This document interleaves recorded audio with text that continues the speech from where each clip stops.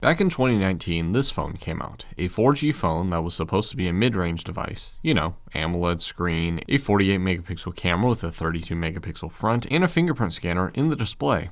Wow. But it's 2026 now, and I have to say the Samsung A51 4G is possibly the worst phone I've ever used, and it's kind of sad. Now, on paper, the specs show a decent phone, a 6.5-inch AMOLED screen that is, sure, 60 Hz, but it's a decent 1080p panel with Gorilla Glass 3 covering it, which is also decent. At 6.24 inches tall and 172 grams, it's decently tall and somewhat on the lighter side for a mid to large phone. It has a 4,000 mAh battery and is relatively cheap to buy nowadays, but it starts to fall apart after this. Like I said, we got Gorilla Glass 3, which is old and not the best out there, but the display is a hard OLED, meaning you'll probably break that before you break the glass that goes over it. Then the frame is plastic, and so is the back, with there being 4 cameras and a flash in this glass rectangle. On the top, we have the lone microphone, just like how the left side has the lone SIM tray that does support an SD card. Then on the right, we have the power and volume buttons. The bottom is where the only loudspeaker is, another microphone, and the headset jack, surprisingly.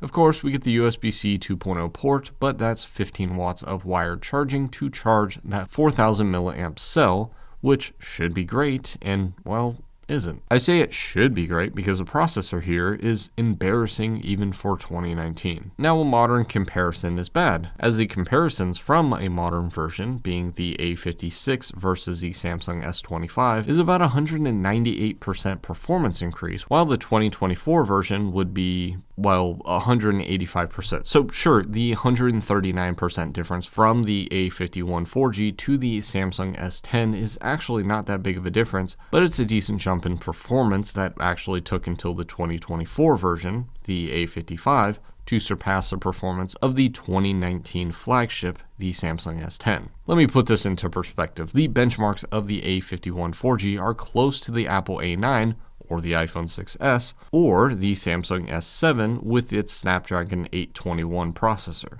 So understand that I'm not bashing this 2019 phone for no reason, as this would be similar to a 2016 flagship. That said, the 2025 Samsung A56 is on par with the 2021 Samsung S21, which is a 4-year difference and technically worse than the A51. Now, if you've made it this far, please continue, but it will get worse, and I'm sorry, but there is going to be a silver lining here. I kind of glossed over the specs, but I'll continue. The Exynos 9611 is a bummer for sure, but this is paired with a weak 4GB of RAM, which probably brings down the phone even more, but has 128GB of UFS 2.0 storage, and remember, it is expandable. There's a 256GB version with 8GB of RAM out there, and I'm kind of curious to see how that one performs. Using the phone is bad. It's slow, lags, acts like it's always in a deep sleep. It does have an always-on display, but it isn't really great with anything, and games aren't any better. It runs Android 13 and luckily will stay there, but I kind of wish that it could be downgraded so the phone is at least somewhat usable. We get Wi-Fi 5, Bluetooth 5, NFC, and no water resistance whatsoever. The screen, like I said, is decent, but the 400 or so nits of manual brightness isn't really the best, and sunlight is definitely no help.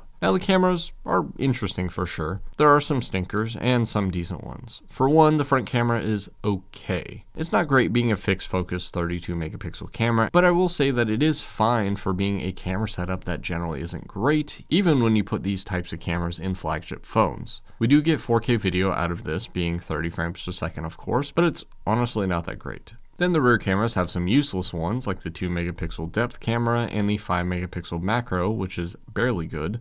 Then we have the ultra-wide that is a 12 megapixel sensor that's pretty wide and good enough. I've definitely seen worse.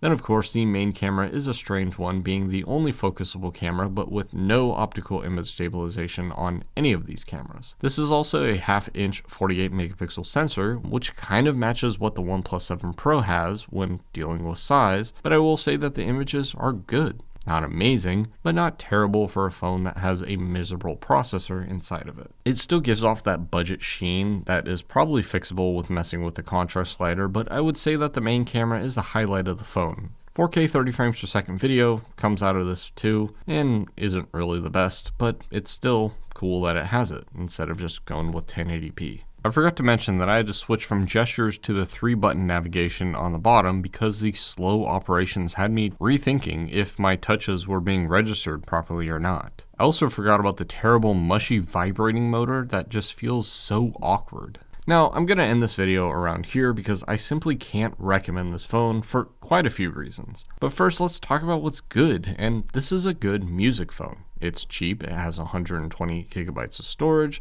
an SD card slot, and even a headset jack. It's got the budget staples that makes it better than getting a cheap music player, so there is that. That said, you might want to look into the 5G version as the processor is almost 2 times the benchmarks of this one, and comes with at least 6 gigabytes of RAM. There's probably better phones out there in general, but if you come across this phone, try to get it cheap, okay? And definitely don't break it because the LCDs are cheap and terrible, the aftermarket OLEDs are no better, and the OEM OLEDs cost as much as the 90Hz A51 5G screen. Just kind of feels like a waste. But hey, at least everything else, like the battery, charging port, and back panel are pretty cheap to replace, and luckily the screen connector isn't the trash one that's used on phones like the A32 and the A12. And that's my negative review of the Samsung A51 4G, a short review for a phone that you can own but shouldn't buy. If you made it this far, just believe that I do review a lot of other phones that I enjoy and am normally not super negative like I am in this video. I just can't understand if there really is someone out there that's reviewing this phone acting like it's perfect when it clearly isn't and shouldn't be in the first place. Anyways, hopefully you enjoyed the video, and as always, thanks for joining the 1%, and thanks for watching.